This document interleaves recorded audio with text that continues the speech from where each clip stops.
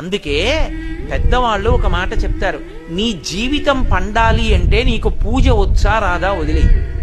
నీకు వేదం తెలుసా తెలీదా వదిలిపెట్టేసేయి,